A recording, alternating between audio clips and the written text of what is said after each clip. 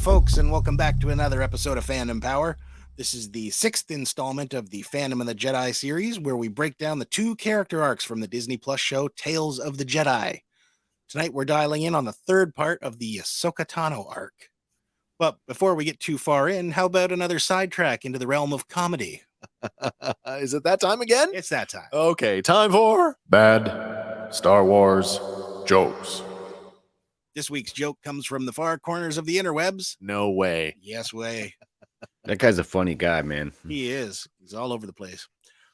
What's the name of Obi-Wan's twin brother? What is the name of Obi-Wan's twin brother? Oh. Obi-2. Obi-2. Obi-2 Kenobi. Yes. Fantastic. That totally was worth that, by the way. Yeah.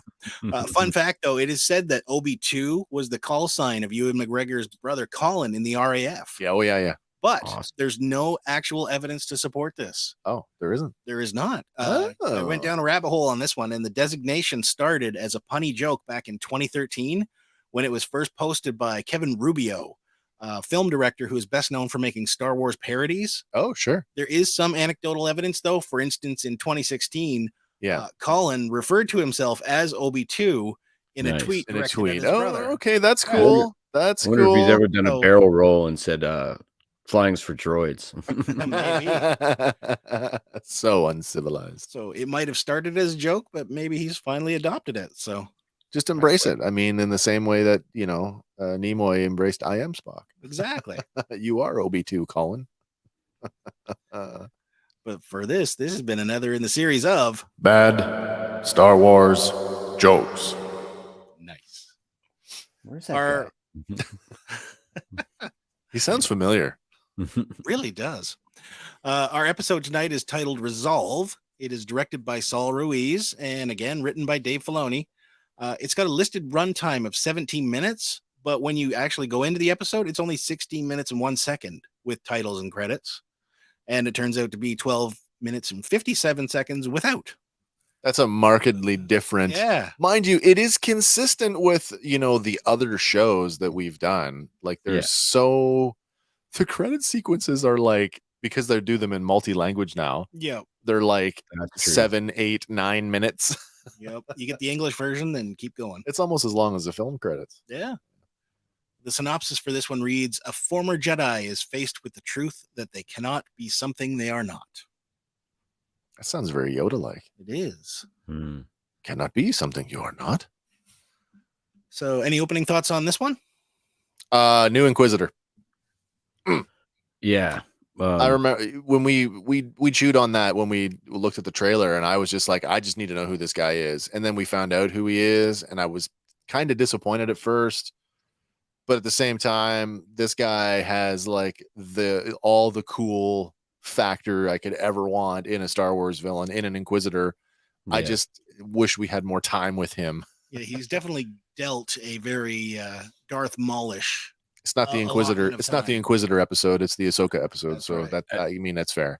As I was watching it the first time and I started realizing we were in the Ahsoka novel, I got super excited.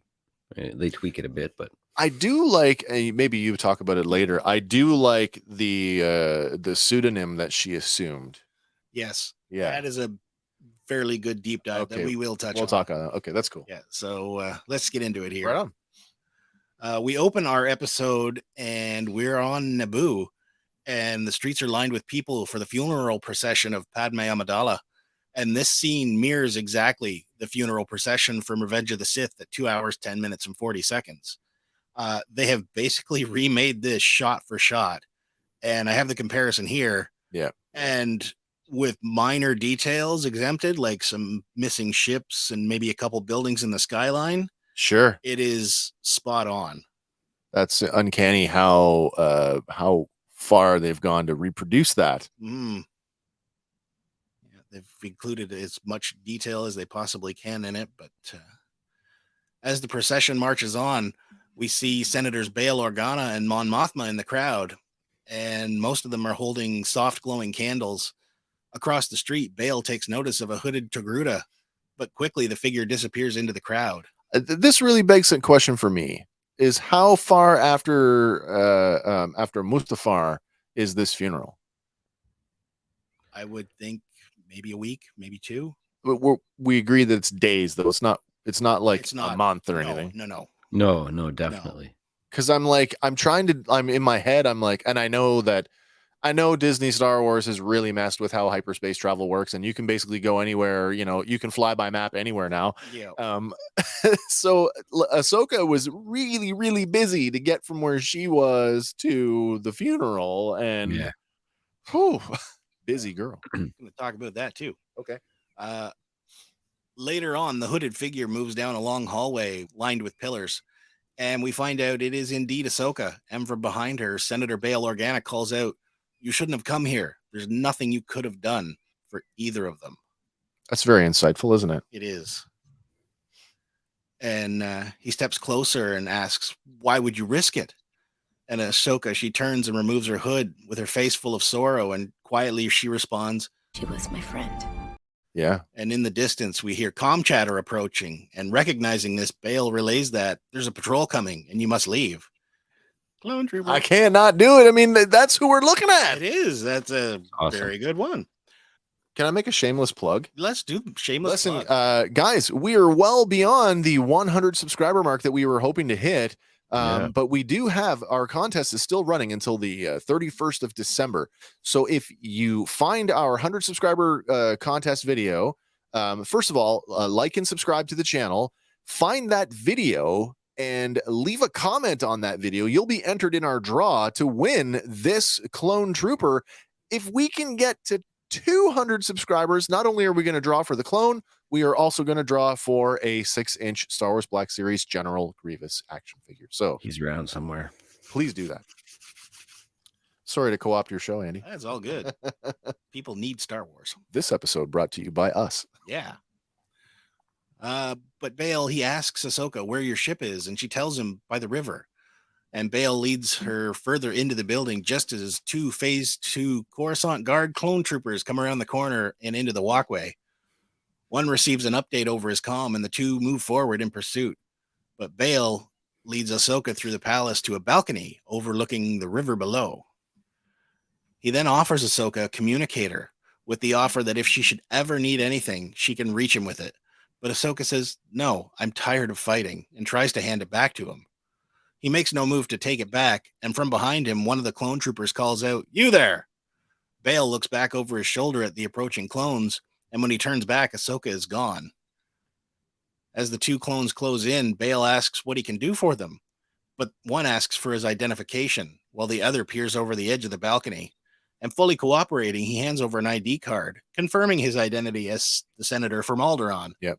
They inform him no one is allowed out in this area of the palace by imperial order. And quick thinking, he asks for forgiveness.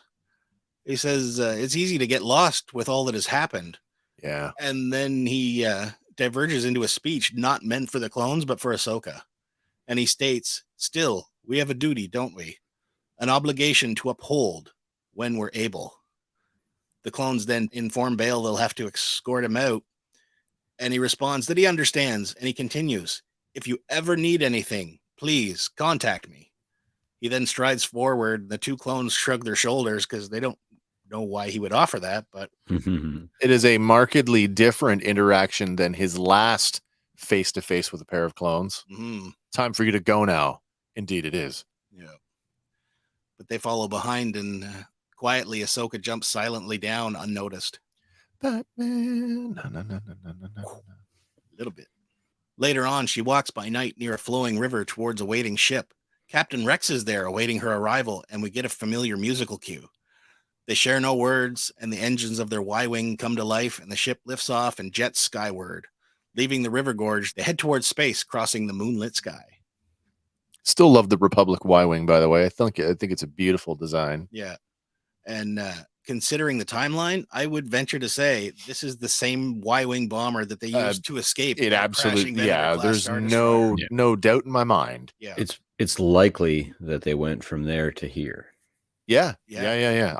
For sure. That's where I was like trying to in my head, how far after Mustafar is this? Yeah. Yeah, days. we fade to black and get our title card and the episode title, Resolve. But before we go any further, let's pause a moment. Returning to voice the character that she's brought to life since 2008 in the Clone Wars is Ashley Eckstein. Yay! Having voiced the character for no less than 12 different Star Wars properties, she's no stranger to her. But she also works outside of the Star Wars universe in such projects as She-Ra and the Princesses of Power, Avengers Assemble, DC Superhero Girls, and movies like Sydney White with Amanda Bynes. Also returning to Bail Organa is the multi-talented Phil Lamar.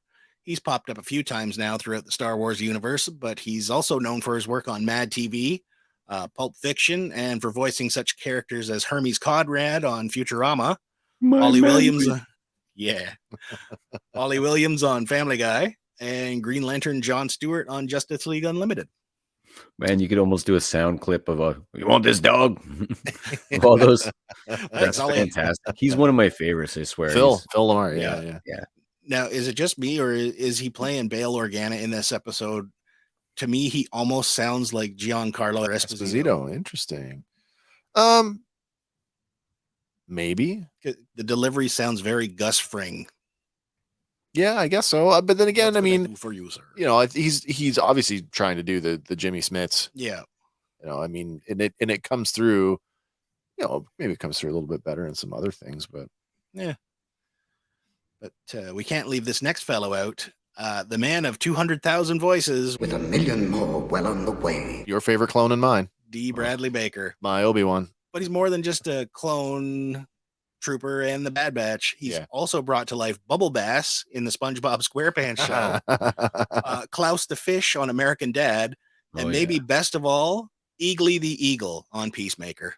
He's the vocalization of Eagly? He is the vocalization of that's Eagly. Interesting.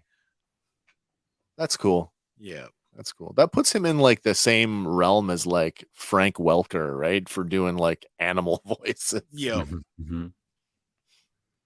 Moving on, though, we find ourselves on what I strongly believe is the farming moon of Rada, where a small agricultural village goes on about their daily chores. Some people have speculated that it could be an early look at Corvus, or possibly the same planet that Dooku and Qui-Gon visit in the Justice episode. I actually had that thought. That was my thought. I mean, it's almost the barn there. There's some similarities to where the standoff is. Yeah. It would be crash Jedi ship. See that his actions did something, but yeah, absolutely. But Dave Filoni has pointed out that the episode follows the same basic direction as the Ahsoka novel, which leads me to the conclusion that it's probably Rada. Oh, okay. So I feel like this is a hallmark of animation, but like the reuse of your assets, and this it shows through so much here. And I don't know why, but when I see again the Baylor droid there, it's like doink doink. It's poking at me in a way that is like it's okay, but it's uncomfortable at the same time. Yeah. So it's not confirmed. It's just my speculation, but I'll go with that. Yeah, based on what we know from the history of it. Yeah. Okay. I'd think it's a safe bet. Also, you sent me that photo. I mean, you're going to get to it, but that's a much wider shot of that ship there. And it keeps coming up. Yeah, it keeps getting heavily framed, but we'll touch on that one shortly. Sure. Okay. In the sun-drenched field, many workers are harvesting a red-tipped crop and baling it for sale. There's also a wreckage of a downed starfighter half buried in the far corner of the field, and there's all sorts of people working together: human, Twi'lek, Rodian, droids, and more. Everybody needs to work, I guess. Yeah. 2 Twi'leks pull up on an empty repulsor lift operated by what looks like an R5 or an R6 unit. I got Mandalorian vibes here with that sled. Drive. Yeah. Drive. They hop off the lift, and an elderly man passes the female a drink. As a tall, 2-legged droid walks past, we see others moving bales, including Ahsoka, as she wipes sweat away from her brow, and we hear a brother and sister arguing in the background. I get Laura Santeca vibes off that guy, off the older guy. A little bit. Like any sibling rivalry, the sister implores the brother to leave it to her. This is her payload, not his. But the brother says he's just telling her to hurry up because they're going to break for lunch soon. All the while, the tall 2-legged droid stacks bales higher and higher, causing the repulsor lift to sway with the weight. And the sister tells the brother, "You're stacking them too high again." But he assures her he knows what he's doing. Famous last words. Just then a bell sounds out, and the elderly man calls out, "Break time!" And arrogantly, the brother tells the droid, "Finish up," as he turns to leave for the break. The sister tells him, "You can't leave it like that," but he brushes her off, stating, "I'm hungry." The droid stacks one more bale, but the weight is finally too much, and the cart starts to spark. And with the uneven load, it begins to fall over. The bales come tumbling down on the droid and the young woman with a thunderous crash. The brother spins around at the sound and runs back, with others following as well. And as the dust begins to settle, the young woman lifts her head only to find that the bales have fallen around her in a circle. How convenient. Mm-hmm. There must have been a stiff breeze. Maybe. But glancing over, she spots Ahsoka, her hand outstretched. She quickly pulls back as the young man rushes to the fallen woman's side, and the elderly man remarks she's lucky. But her gaze remains fixed on Ahsoka. The other workers gather in close, and Ahsoka, she quietly slips away. Does this not look like the same outfit she was wearing in the 1313 episodes? Maybe. When she met Rafa and the sisters. Maybe I'd have to watch that again. I kind of thought it was. Later on, we find the farmers enjoying some soup served up by the young woman who escaped tragedy. Assorted droids scurry about, including the possible same R5 or R6 unit from the cart. Yeah. And a Treadwell droid. A Treadwell. Yeah. She turns to see Ahsoka eating alone, and she crosses the street, walks over and invites her to join them, and she calls her Ashla. Yeah, I really like this. Yeah. I really Ashla like is this. a nice touch. Yeah. In Star Wars Episode 2, Attack of the Clones, when Obi-Wan seeks Yoda's help discovering the lost planet of Kamino, there's a young Togruta named Ashla present. And oh, wow. Some people think it might have actually be Ahsoka. As a youngling. The facial markings don't match up, but no, that's true. But that's true. As we saw in the first episode, they change over time, right? That's true. So it could be. Also the light and the dark, the Ashla and the Bogan. That is as spoken by the Bendu. Yep. And as you say, it has far deeper ties to the Force, with Ashla being the one of the moons of Tython. And I mean, in its absolute most simplest way, Ashla. Yeah. You know, so I thought it was a nice, a nice all around kind of an all around nod. It's hecka deep. It's got a lot of different meanings. Yeah. It's real good. That's the biggest onion yet. I wonder if her last name was Fulcrum. Ashla Fulcrum. Yeah, Ashla Fulcrum.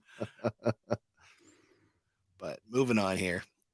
The young woman asks her again, this time with a sincere please, and Ahsoka accepts and joins the group, who are already in a discussion about the Empire.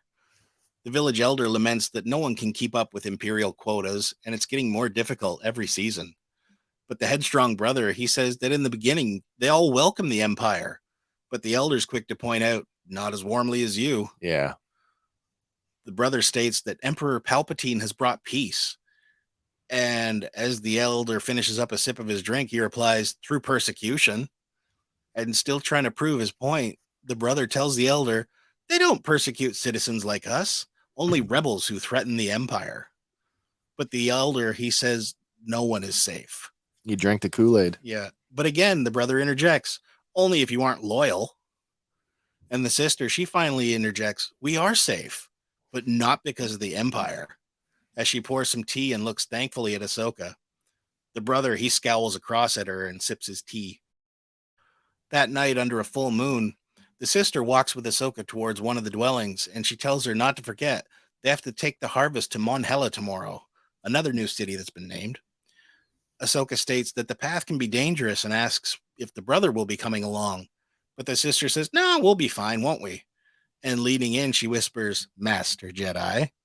Sternly, Ahsoka tells her, you shouldn't say such things. And the sister tells her, I saw you push the bales clear of me. But Ahsoka holds fast, saying, you have it wrong.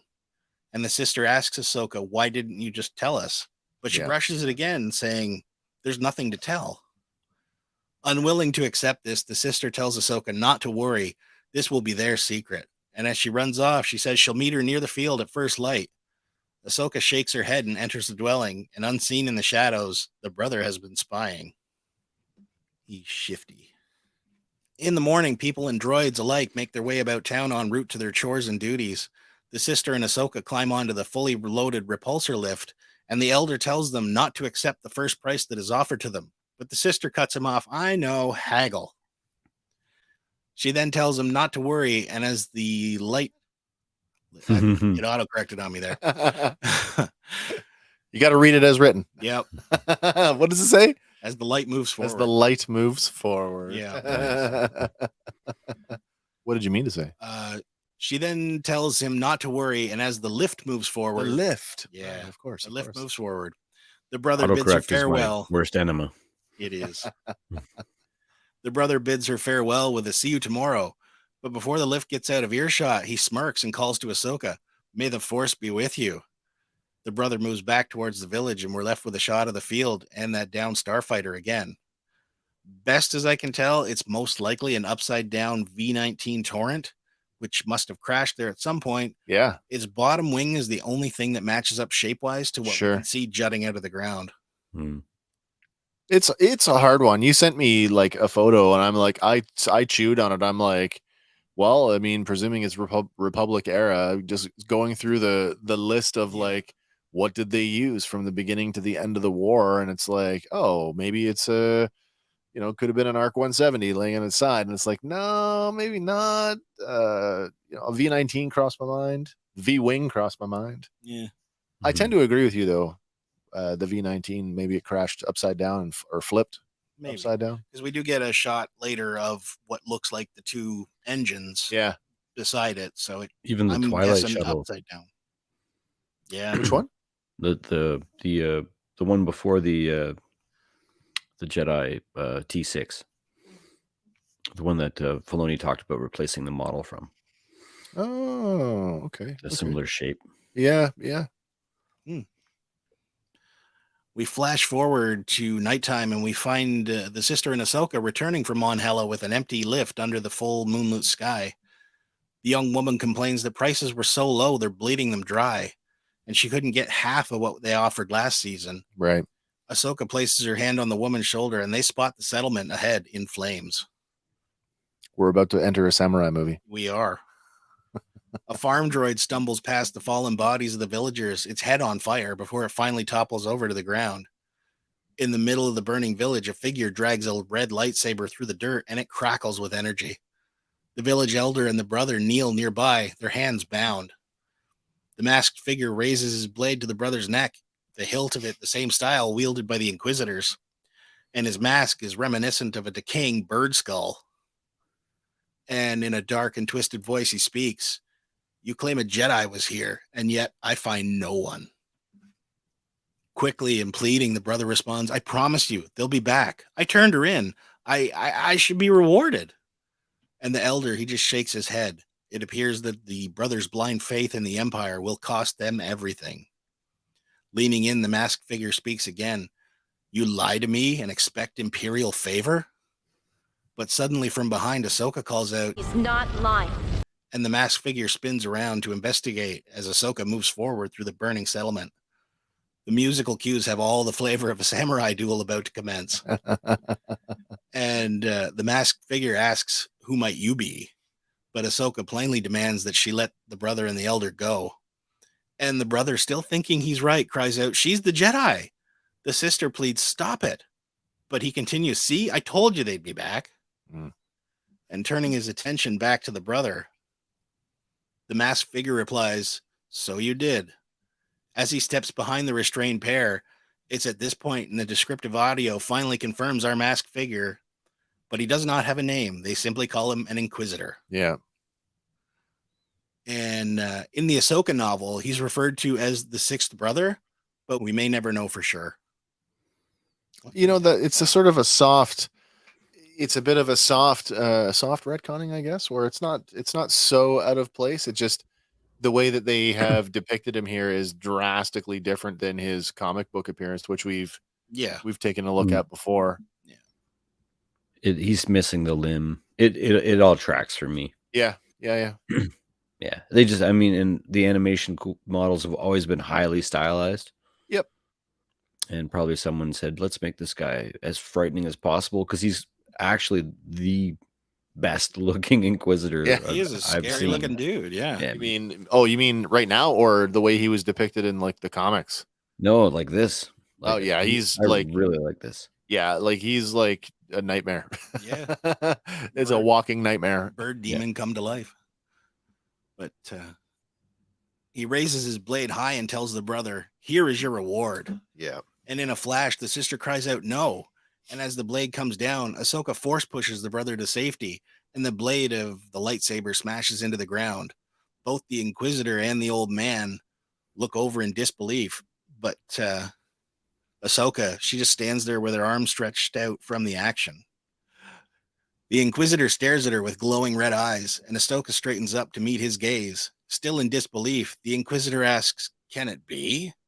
And striding forward, he activates the second blade in his dual-bladed lightsaber, again dragging one blade across the ground, leaving a trail of burning soil.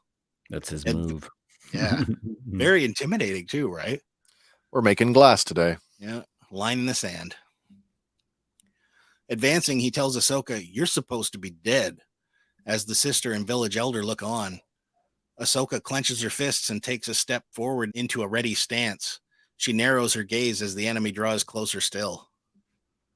Confidently, the Inquisitor states, "Looks like I shall be rewarded." Ashoka Tano. As he nears, Ahsoka unclenches her fist, and the Inquisitor comes in with a swooping strike, but she dodges easily. He moves to strike twice more, and she avoids these as well.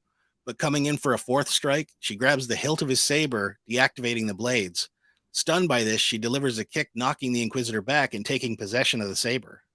She reignites it, and with one swift slash, she separates his head from his body, and it falls to the ground with a thud. But as soon as it hits the ground, the head inside seemingly disappears. A second later, his body falls, and Ahsoka deactivates the blade, standing over her fallen opponent. The whole exchange takes all of 10 seconds, and Ahsoka's technique is devastating. It's reminiscent of Maul and Obi-Wan's final duel. Yes. Yeah. Yeah. Yes, I was going to say that. Yes. Some people online have pointed out that this could be the same maneuver that she uses in a less lethal version in an episode of Star Wars Rebels. Maybe. So, Maybe. yeah. I never took it that it was his head coming off. I took it that the saber strike knocked the mask off him and it just, maybe cut his neck or cut his chest. Yeah, the thud for me means the head fell down. I don't know, but for the mask to like lay flat, like that's almost like saying that he was redeemed and became one with the Force. True. But it's weird Oh, because, like, maybe the just his head. Yeah. Because the body doesn't, No, it just it falls. Yeah. Or at least that we see anyway. I mean, at least Attack of the Clones gave us the head There's shadow. still good in him from the Give us neck up. That's right, from the neck up. But the sister rushes to free the brother and the elder, and with anger, she forces her brother's head up, saying, "Look what you did." And sorrowfully, he hangs his head down, and the sister weeps again, "Look what you did."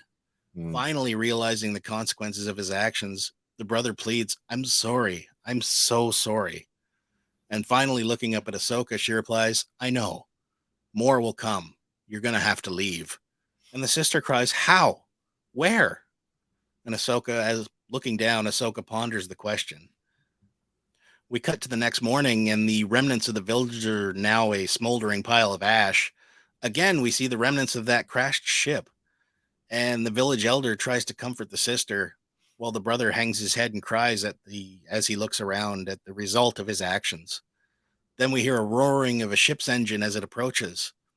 Ahsoka and the brother look skyward, and a shadow crosses over them as a very specific Republic CR-90 Corvette hovers over them and proceeds to land in the field. Never seen one of those before in my life. I know.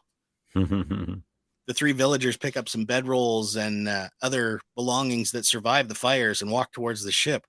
A landing elevator comes down and a door opens, and we see Senator Bail Organa exit the Tantive 4. In a calming tone, he invites the villagers aboard with a Please, this way.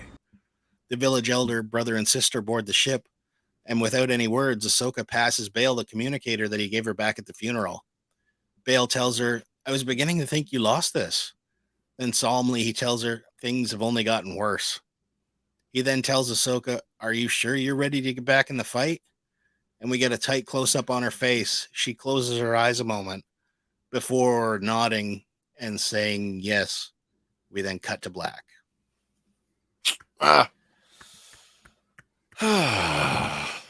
So before we go any further on that, though, Yeah. I wanted to pause again for a moment for the voice talents of basically the second half here. Oh, sure. Yeah. In the role of the brother, we have Brighton James. You may know him from previous roles as Devin Hamilton on The Young and the Restless. Okay. Luca Martin on The Vampire Diaries. Or way back as Richie Crawford on Family Matters. Okay. He's also been in some Star Wars stuff too, because he played Zer Leonis on 2 episodes of Star Wars Rebels. Oh, very good. Yeah. In the role of the sister, we have Dana Davis, and you may know her from her previous work as Kelly, among others, on Star versus the Forces of Evil, Lonnie on She-Ra and the Princesses of Power, or Kit on Craig of the Creek. That's new for me. Lots of kids' cartoons. Mm-hmm. In the role of the village elder, we have David Shaughnessy. He's been to that galaxy far, far away a couple times now in multiple roles on Star Wars Resistance and as Commander Oresco in Star Wars Rebels. Oh, we won't hold resistance against him. No. No. He's also provided, among his other credits, multiple voices for Jim Henson's Labyrinth.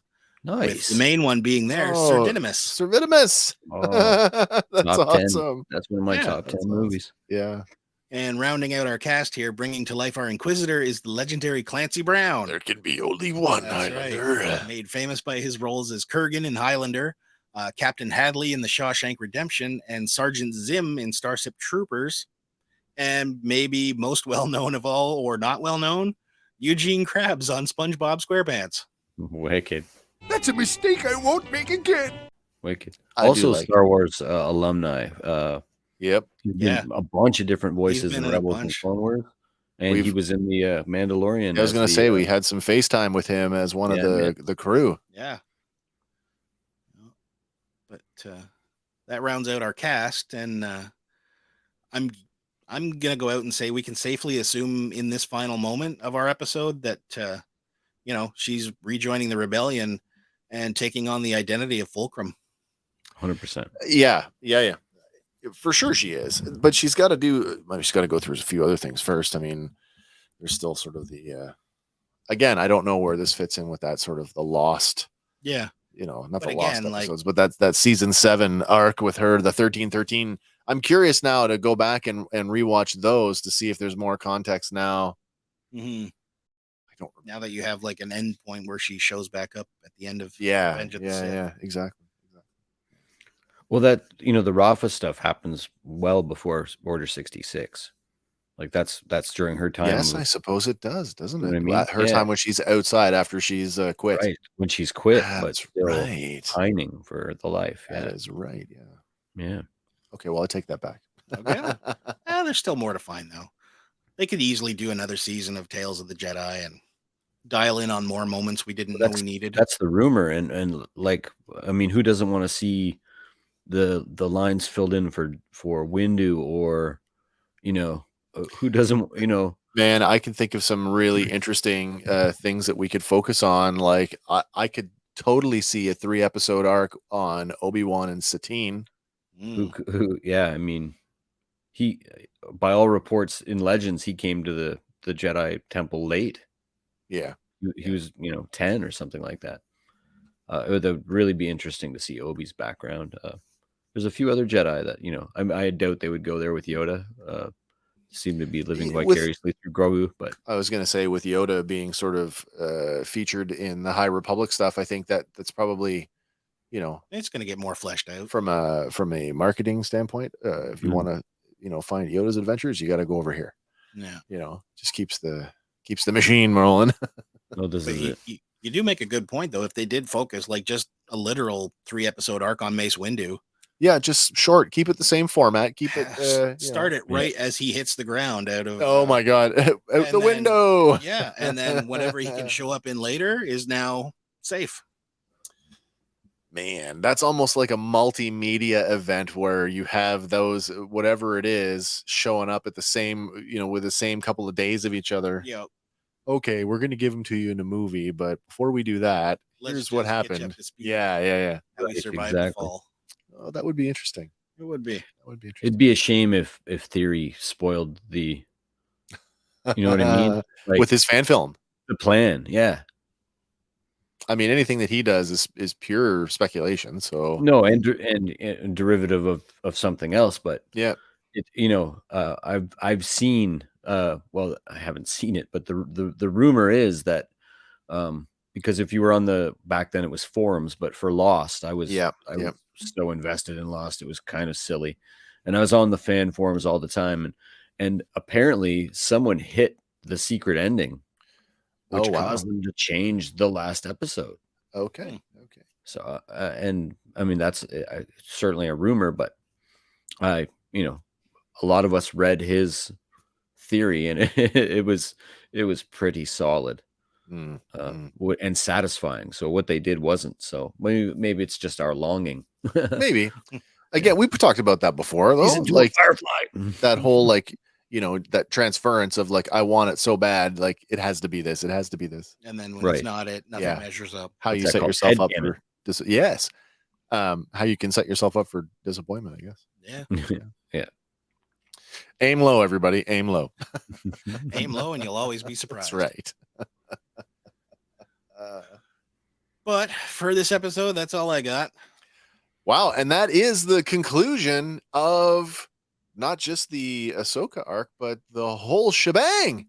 Fandom of the Jedi. We did it. I know we were late to the party, but did you guys find this exercise satisfying? I did. I found more in it than I knew that was there. Sure. And I like the bite-sized nature of, my episode is the shortest one. The episode length go around, and it's 9 minutes and 5 seconds. And when you really think about what did they pack into this half of a half hour, this quarter hour, essentially, it's incredible. It's got the pacing of the Tartakovsky stuff. It really does, doesn't it? Yeah. Yeah. And so I think that might have been, maybe a homage to that, like having that been the sort of progenitor of the Clone Wars. The Clone Wars, yeah. Right. So it fit. And I was stupid excited when I saw the trailer, and then I was just I wasn't disappointed at all. Like not even there was zero complaints about it. Absolutely. Well, I'm glad that we did it. I know, like I said, we were late to do it. It was hard to try and overlap Andor with Tales of the Jedi. And I'm glad we did it this way, because I don't feel we would have given it the full attention that it deserved, and it really did. It deserved the full treatment. So you've said it before. We might not be first. We'll be thorough. Yeah, absolutely, absolutely. Which is going to be the same thing come the new year when we're overlapping The Mandalorian with The Bad Batch, which is going to happen for a few weeks. But so much goodness.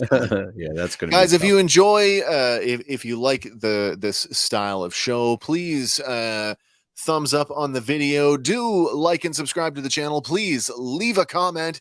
Even if it's just a little emoji to say yay or nay, it helps tell YouTube to recommend our videos to other like-minded folks. On that note, there is lots more coming from us down the road here at Fandom Power as we continue to tell ourselves that we're not a Star Wars show and only cover Star Wars for like 95% of everything we do. And all those other little special things that we like to do on top of that. So, until the next time, for Fandom Power, my name is Wes. I'm Andrew. And I'm Hank. And we will catch you on the next one. So bye for now, everybody. Woohoo! Hey guys, thanks for listening to Fandom Power.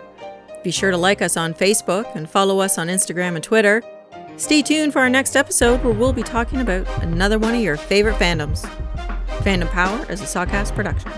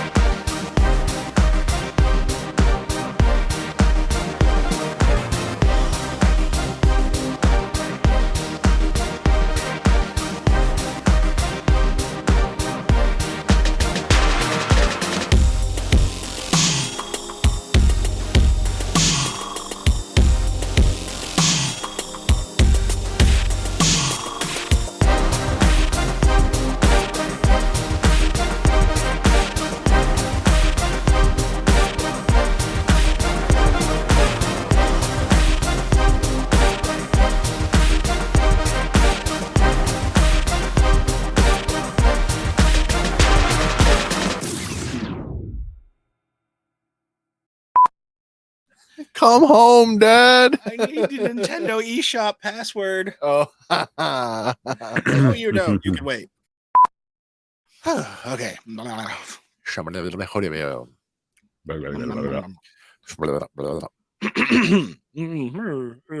Hello. If you kick the curly, it becomes two slanders. It does to this day. I couldn't help it, man. There's no way that I could do it in one word.